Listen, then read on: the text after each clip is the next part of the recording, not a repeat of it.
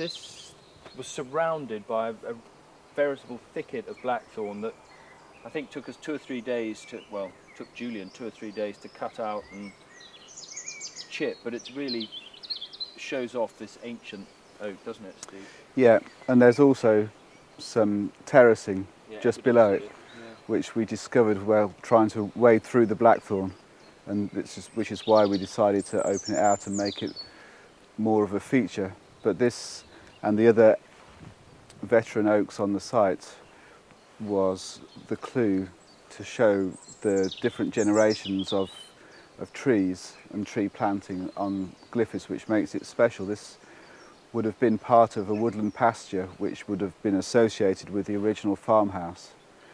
And so we've got ancient veteran oaks associated with woodland pasture, which would have been the original land management on this site, and then there's the Victorian hotel and the new trees brought in from the New World that are planted in association with that, and then there are the 2 younger age groups that are associated with Susie's grandfather and her father's planting.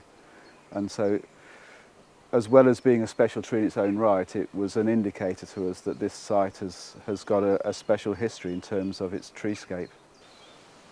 In comparison to its height, it's got a massive girth, which is a feature of veteran pollards. And you can see that at about 3.5 metres, the structure of the tree changes. And we talked about how the tree was managed for different products. So the smaller branches and the more frithy growth would have been cut down and used as fodder for the cattle, because this would have been part of a woodland pasture management system. And then the more structural limbs would have been managed towards creating particular beams for particular parts of the building. So this limb that started to get an elbow, that would have been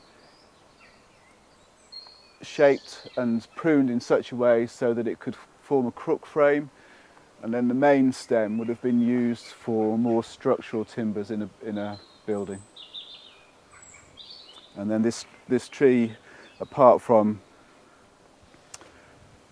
what it would have produced as a pollarded management system, it also has unique and special habitats as a veteran and an ancient tree, where the biodiversity that's associated with an oak is significant anyway, because it's our most native tree, but also with the ancient trees there are different species of insects that are associated with different heights. Some species of beetle will only be found at above 30 feet on dead wood of an old pollard tree.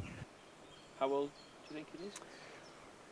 We're in the process of sorting that out, but it's likely that it's over 400 years old.